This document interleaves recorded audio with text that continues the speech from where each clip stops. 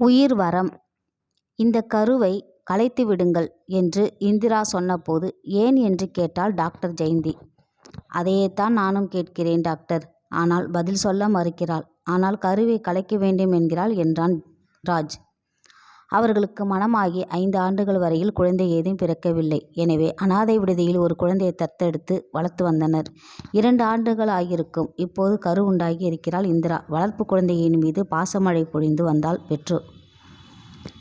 பெற்றோர் இல்லாத குறையை சிறிதும் தெரியாதபடி அவளை வளர்த்து வந்தனர். அந்த குழந்தை வளர்ந்த நேரம்தான் உண்டாகியிருப்பதாக அவள் நினைத்தாள். இப்போது வயிற்றில் சுமக்கும் குழந்தை பிறந்து வளரும்போது தனது மனமாறி முழு கவனம் அதன் மீது திரும்பிவிட்டாள்.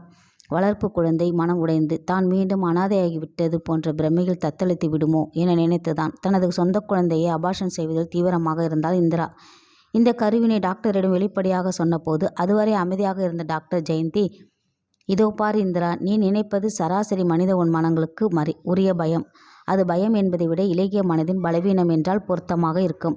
ஆனால் நீ நினைப்பது தவறான கருத்து. உன்னை போன்ற ஒரு தாய்தான் என்னையும் எடுத்து வளர்த்தாள்.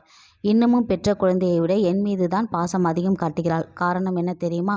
அம்மாவைப் போலவே 1000 மடங்கு பொதுமக்கள் மீது நான் காட்டுகிற பரிவும் பாசமும் தான். எனவே திரும்பி போ என்றாள். டாக்டர் சொன்ன உண்மை புரிந்தவளாய் எழுந்து கொண்டாள் இந்திரா. மகிழ்ச்சியுடன் அழைத்து போனான் ராஜ்.